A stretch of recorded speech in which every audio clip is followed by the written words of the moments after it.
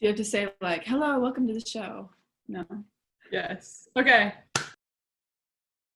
Hey, dog fans. We are back with our last episode of Mighty Mondays, and we have a special guest, Ali Aguilar, that's joining us, and I'm super excited. She played at UW, graduated in 2017, and now she plays for Team USA. So, yeah, I'm super excited to have you. How are you doing? Thanks, Mo. I'm doing good, just back in California. Just been here since the tour stopped back in March. So just been hanging out, starting to work out again. So it's been good. Nice. What have you been doing to fill this time that we have? At first, like I took a rest. I mean, everything was shut down. So it was like, I just kind of like rested. And just really, I feel like mostly been spending time with my family. It's something that I haven't been able to do like since high school. And it's just, I don't know, it's kind of cool. Like the relationships are different now than they were when I was back in high school. And I don't know, just really focused on spending time with my family and things like that. So it's been good. Yeah, I think it's really cool also that like during this time we would usually be playing softball. Like this is probably the first time for both of us that we get to spend time with our family and like really work on those relationships. And so exactly. I just think it's so awesome that we have that opportunity, you know? But, yeah. So let's like dive into the mental side, and I just really wanted to get your perspective on what that means to you and like your tools that you use and your process that's led you up to where you are today. So I kind of just want to start like your first year at UW and like coming in and like how was that transition for you, like emotionally and mentally, if you can recall those times? Oh my gosh.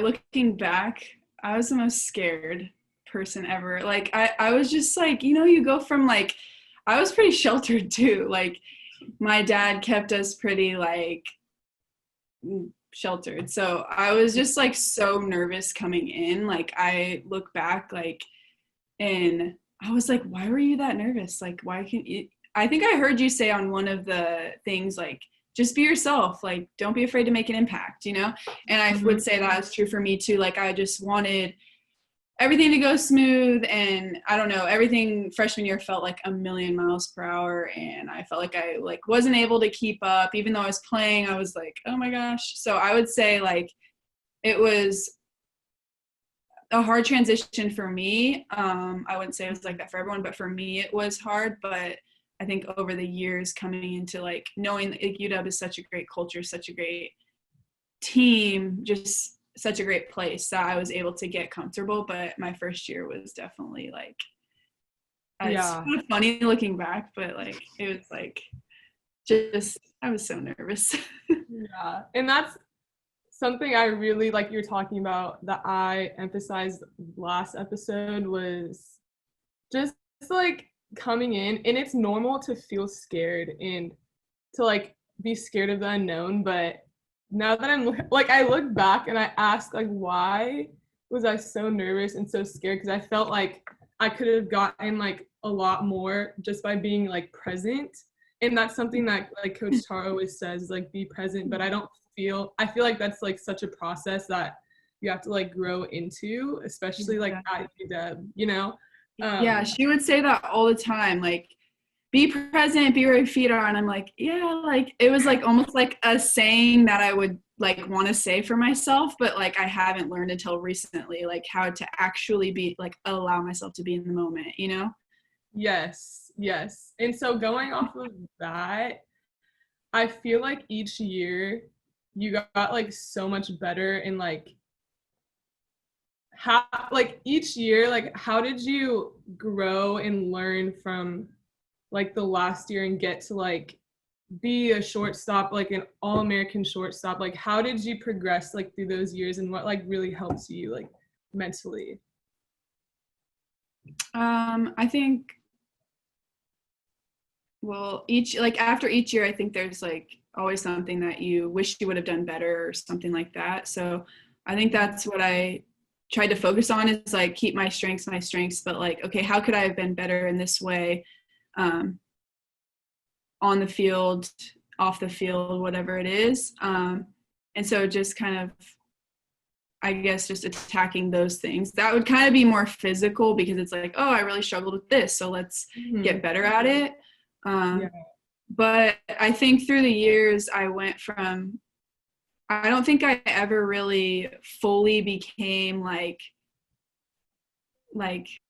Coach Tar always talked about, and I just talked about it on the other one, like alpha. Like, I don't know if she still talks about that, but with me, she'd be like, alpha Ali, like, come on, like, because just naturally I'm so passive and things like that. And so I would say from freshman year to senior year, what I improved upon personally was like becoming more confident in that. And I wouldn't say like I've fully reached that, and I'm like still going through that. It's something, like you said, like it's a process and you have to grow through it. But I would say like over the years, being in the UW environment and the culture, like it, I don't know, it allowed me to become more of that, I would say. Yeah. I just remember like I was coming in, I think, into my sophomore year, and just like during practices, I would literally like look at you in awe, because like during this like scrimmages, and like you would like take a strike, but like you were so confident because it like wasn't your pitch, you know, and you're like, I know that I could tell in your head, you're like, I know I'm gonna get the pitch that I want to hit, and like you were just so confident in your process. And I was like, wow, I really want to be like Ali, like when I'm a senior, when I'm a junior. And it was just like so cool to see, like, have you set that example of what it looks like to be like a humble player, a selfless player, and like someone that's so confident on the field. And I don't know, you were just so confident. It's like, I feel like that's something that, like how you talk about that process of like learning to be confident in starting out, you know, a little nervous and scared, but like continually like growing into yourself, and that breeds confidence. And so going off of that, like how were you able to deal with like failure? And you know, college is like such a high level, and you're gonna fail more than you succeed. So like, how was that something that you dealt with, and how were you able to stay like confident during those times? I think that like looking back when you're talking about that, like with confidence, I put like a lot of emphasis, and I think we talk about it, is like confidence through preparation.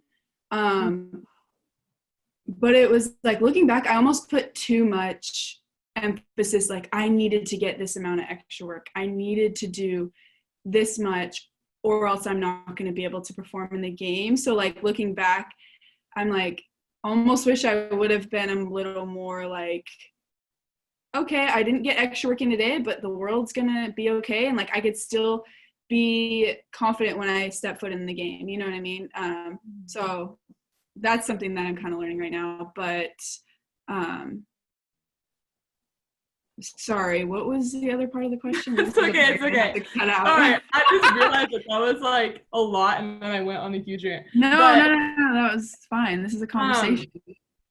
I guess like, how were you able to like stay so confident in yourself, in your process, like during failure? Because like failure is something that is like such a big thing in softball, and that's hard to overcome, you know?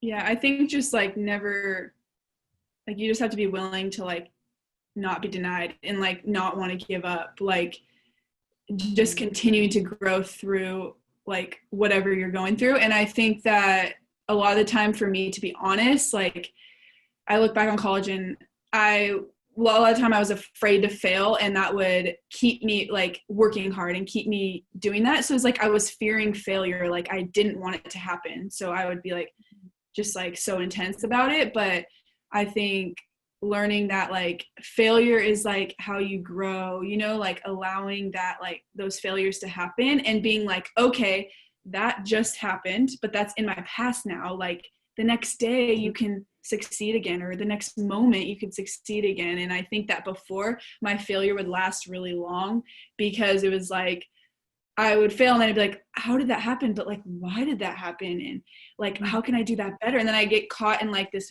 failure mode, and next thing you know, you're like 3 weeks of like this just, like weird mindset, instead of being like, okay, I just failed, but like that's not who I am, and I'm gonna move to the next pitch or the next moment and like be present in it. So I feel like that's huge, is to be able to be present. Like you just struck out, but you know what, next pitch. Like it's so much easier said than done though. And but I do think like that's, you kind of just have to put it in the back of your head, especially for someone like me who wants to like analyze, why did that happen? How can I be better? You're letting like moments go by and you're not living in the moment. And so I think that's the biggest thing I'm even learning now, is like, just let it go. Like literally let it go.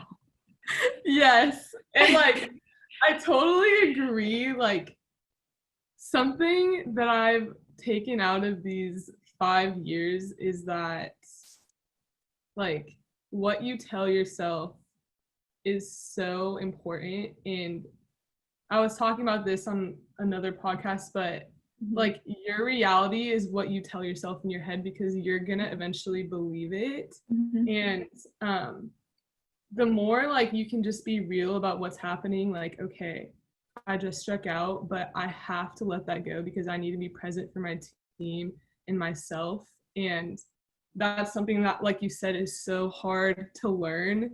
And so going off of that, when you're like in a pressure situation and you're going up to the plate, what do you tell yourself in those situations?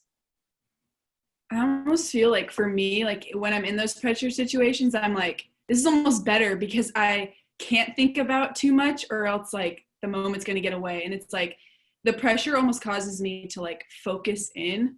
And I think that's what a lot of people say, is like when the pressure's on, you like rise up or whatever. But I think that it's just like, it's that do or die feeling where it's like, there's a runner at second and you need to score. Like, what are you going to do? You're either going to do it or you're not, So it's like just going in there and trusting all your preparation that you've done, and trusting that like, if you don't get it done, your team's gonna have your back, or whatever it is. Like, I think it's just like, you can't have no room for like doubts. Like it has to be 100% conviction and like, you're going to get it done, but not like in a weird way where you're like, if it doesn't, but it's just like, I'm going to get it done. Like I'm glad that I'm the person up to bat right now, but if not, then the next person will get it. But just owning that moment. Yeah. I just remember like because we only got 2 years together, but like every time those situations happened, like I always wanted you up, because I knew that you had that mindset of like, I'm 100% in and I'm locked in, and you could tell, and like that rubbed off on all of us, like your intense focus in those situations, like of like, okay, I'm gonna get it done. Like I could just feel it, and I always wanted you up because you always like, you were so consistent in those situations. And I don't know, you were such a great you're the clutchest person of all. No. You're the clutch one. No, not me. I feel like really like those situations like rubbed off on all of us, and like it gave us this mentality of like, let's freaking go. Like we don't have room to think about the doubts. Like it's either right now or it's not. And that's something that I really admired about you, and just how you carried yourself. So thank you.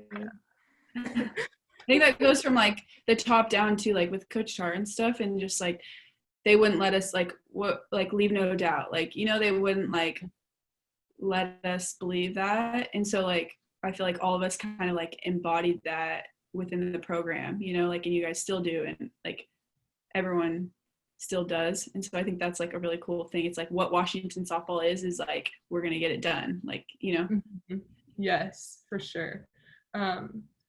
So going off of that, would you say that like moving from your college experience to Team USA, how is it different, like mental wise, or is it the same? And do you use like a lot of what you learned at UW to now, like on Team USA, would you say? Yes, definitely. There's so many things that I go back and I'm like, oh, that's what Coach Char was talking about. Like sometimes I don't always get it in the moment. Like I didn't like always get it in the moment, which I don't think is bad. Like we all grow at different times and things like that. But just like all of the things like being present pitch to pitch, competing, like being convicted, just whatever it was, like mentality wise, like I feel like Coach Tar did a really good job of like almost like making like allowing our minds to think like in one way so that we could succeed, if that makes sense. Like I don't know, like everyone on the same page. Exactly, we're on the same page. We wouldn't like be allowed to like say negative things in a sense. Like she would hold us accountable to it, like nope, that's and we're gonna talk like this, and like it would get you to like think like a certain way to just like be able to put in the best position to succeed. So I think that I have used a lot of like what she's like cultivated there at UW and then like into USA, and just there's new challenges obviously. Like going over to Japan was a huge transition for me, playing there for 2 years. It brought a lot of challenges, so I think like the environment there also allowed me to grow mentally. I think that was a huge like piece for me. But yeah, definitely going off of that, like I'm glad that you brought that up, because that's like so I feel like that can be such a growing experience, going to a whole new country where you don't even know their language or really how to like communicate, like even to that extent, like how to communicate with your teammates. What was something that like helped you grow and something that you really learned out there? I think like you said, I was like, what was I, 22 years old my first time going out there, and I was like, oh, it's gonna be fine, like I'm gonna be in a new country and I'm gonna play softball, like just not knowing, like just super excited, which is good, but I don't know, it was really challenging just from the smallest things of like I want to talk to the shortstop when I'm playing second base about like how we're turning this double play, and we can't even really do that like without pausing the entire practice, and I'm like, I don't like to pause the entire practice. And like I think just the daily life, going to the grocery store, like you don't know what you want to buy and it's all different food, and like just everything, the environment, like I think I instead of embracing it and like, wow, this is great, I was like, oh, I'm not good, I don't know how to like do this. And I kind of like took it on as like a weight versus like, wow, what an opportunity. And like, I look different and I do things different and my style's different, and I should like own that, instead of like, that's what I wish I would have done. But instead I was like, oh, I feel this pressure to like be like the Japanese and be like them and know how to operate in their culture, just like all these things. And so from that, I feel like I've really grown to just be able to like own who I am now with like USA. Like if I prepare a certain way and, that's how I like to prepare, and this is the type of teammate I like to be, like just owning it instead of being like, I need to fit into like whatever everyone else wants to do, which I think there's give and take with it. But I think just in Japan, being in that culture was like really eye-opening for me. And I wish I would have just like owned my game more, because then it kind of affected the way I played, and I didn't really play very well. For sure. And are you like gonna play again, or No, so I just played there for 2 years. Gotcha. Well, that's like a really cool experience. Thanks for sharing that. Yeah. So like I also wanted to ask you, on Team USA, you're a shortstop and you moved over to second base, and Delaney played shortstop. Like, how is your guys' relationship, and what was that like moving to like a whole new position? I know it's still middles, but moving to second base, like how is that transition, and like how is your guys' relationship? Yeah, it's so funny because at first, I think it was like 2016, we were both juniors in college, and like, well, I think I was on the elite team, but it was somewhere around there. And like, I just remember like the competitiveness at first, like, and me and Delaney would hardly even like talk. Like, it was just like, we knew we were competing, and it's just, I don't know, it's just so funny looking back because um, I felt like I kept getting pushed over to second base. So I was like, you know what, like, if this is what's best for the team, like, you know, that's what we learned at Washington. Like, if this is what's best for the team, if this is how I can be best for Team USA, like, I'm good. Like, I'll play second base and I'll try to be the best second baseman for the team. But and then like me and Delaney were like trying to get used to like working together there, and I think that we still couldn't like read each other. Like, she couldn't read me. I know I'm like a hard person to read at times, so I had to explain to myself, I'm like, Delaney, like, can you like yell at me like when I'm gonna feed the ball to you? Like, I just need a strong voice, and if you do that, like, I'll make a good. And she's like, wow, like, I really appreciated when you like explained to me what you needed. And so that was like the start of like how our relationship like worked well together and things like that. But it was weird. Like, I was used to being the shortstop, the one that calls the plays and does the stuff like that, to like now like kind of being the second one or whatever it might be. But I think it just came down to like trying to allow, like, accept the role and then figure out how we can work best together as a team instead of like just causing like division. So, Yeah. That's so awesome. And I feel like that's something that I've really learned too, like at UW, is going off of that, just like accepting your role and doing whatever's best for the team. And by doing that, like, that creates a whole, and that creates like a unit, and even good team chemistry. Like, it starts to allow like communication, and that's something that I think team chemistry is just so important, and something that really like defines a great team. And so that's really awesome to hear about you guys. I feel like you guys are very similar, just from knowing both of you guys. Like, you guys are like, we're similar but different, like, in our ways of thinking sometimes. So I think that's why it's good. Like, that's good to have, you know, teammates and things that where you can like explain your perspective, and it might be different from them, but like they can appreciate that you like think the way that you think, you know, and like you can come to common ground even though like you might not have the same perspective on things. Yeah, and that's what's just great about being on a team, and like you have to work together. Like, everybody is different, everyone brings their unique identities, and in like finding a common ground, like you said, is so important, and it prepares you just for life, I think. Exactly. That's what I was gonna say too. Like, you're always gonna be on a team in the future, like whether it's your job or whatever, like you're gonna have to work together somehow with, you know, some people. And so this environment like softball provides for us is exactly like, is giving us the opportunity. Like, we get to do what we love, we get to play softball, but then we get to like learn to work with people as well. So it's like all things we can take into our future. Exactly.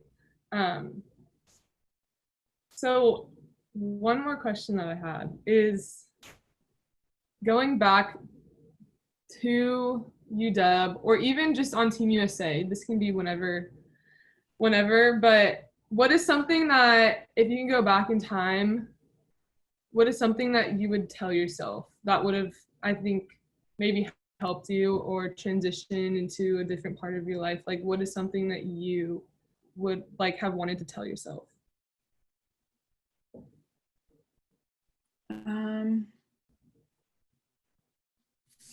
I don't want to, I said this on the other one, but it's fine.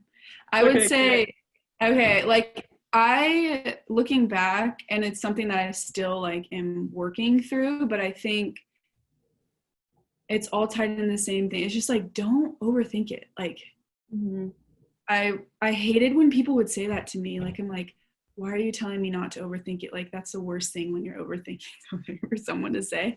But like, I just didn't want to admit that, like, I was like, no, I'm analyzing, like, it's fine. And I think that that's a strength of mine. Like, it's fine that I'm like, I like to know why and all these things. Like, it gives me a really strong sense of purpose, but like, there's a certain point where like, there's certain things that just need to be what it is. And I like, you know, like, you swung at that drop ball and swung way over it, and okay, you swung over it, get over it, like, you know. And I would want to be like, well, why did I do that? Like, did that have to do with the way I practice, you know, just like all of these thoughts. And it's like, even in life, like, just don't overthink certain things. Like there's some things you need to think deeply about and kind of like just like go through, but just don't overthink it, because I think it caused me a lot of like not being present. It like took me away from the moment, whether it was with you guys, like teammates, or just being myself at all times. Like I was almost like kind of a little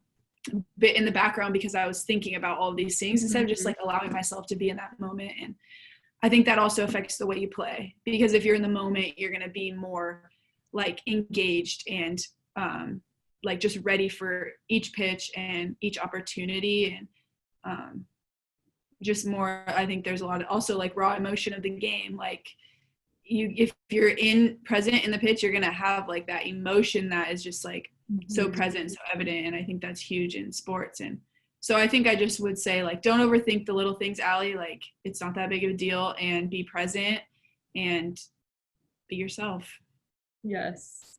I love that, because I don't think anyone could really, like, it's such a process. I don't think anyone could really perfect that. Like, yeah, it's so hard. Like we said before, it's just really hard to stay in the moment, but that's when the best things happen. And even like I can think back to every year that I was like so in my head that I wasn't even enjoying the moment. And like something else that I struggled with was just being able to, like, you can't change the past. It already happened. Get over it and do whatever you can, like, for your team right now.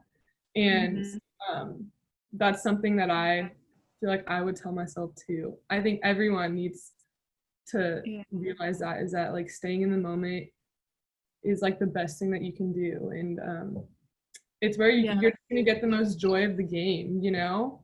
Exactly. And like I think it's different for everyone too, the way they would tell them that. Like for me, I feel like I need like an abrupt like get out of it, but like someone else might need a softer, like, you know, like, all right, let's move on, you know. But like that goes back to like the way we talk to ourselves in certain situations, or so like understanding everyone struggles with that, but like how do we say it to ourselves? Yes. And like figuring out, I think that's something I've done too, is figuring out how to get back to the present moment. If you need like a teammate to like tell you, hey, like let's go, or just some little thing to just get you back to where you need to be. And relying on others is not a bad thing. Like humans need other people to thrive. And that's something that's super important, is relying on your teammates and like letting them know, like, hey, like today I need you, like I'm struggling, or if I get in my head, like tell me this. Like that's something that's really healthy and really good. And I don't know. Exactly. That's what I do, but what I've learned throughout my time here in college. Yeah, that's good. Like your teammates can say like what you might need to hear. Like they can speak into you, but like they might need something else, and you know that about them, and you can say that to like encourage them. So I think that's huge, knowing your teammates. Yeah. You need to hear. Exactly. So I have some rapid fire questions real quick. Oh, okay. Rapid fire. There's only like a couple of them. I just thought it would be like good this or that. Is this kind like of. I choose one? Okay. Yeah, there's some of those, and then there's some like descriptive ones, but I just thought it would be a good way to just end this. Did you come up with these yourself? Yeah, I did. Ooh, okay. All right, are we ready? Yeah. Okay. Favorite place you have been while playing softball? Favorite place, like country? Yeah, it literally could be anywhere. Okay, I loved playing the World Series, obviously, because like that's something that you dream of. But like there's something too about like playing in Japan I really miss and I really enjoy. Like just the amount of like the fans are just like so into it, and it's just awesome.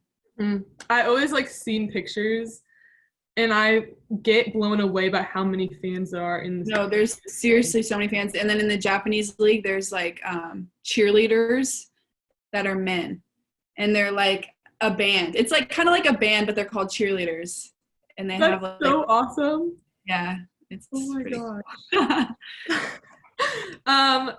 Starbucks or a small coffee shop? Small coffee shop. Favorite meal of the day? Breakfast. If you could pick your last meal on earth, what would it be? Oh, jeez. Probably salmon, like a nice piece of Filleted salmon. Can't go wrong with that. Love that. What are you deathly afraid of? Deathly afraid of? Ah, I don't know. Maybe like a shark or something like that. Like I hate going in the ocean and like thinking about all the things that could be underneath me. Hey, sharks Love can that. kill you. Same. I won't even go in the ocean anymore, actually. It scares me. Weightlifting or cardio? Cardio.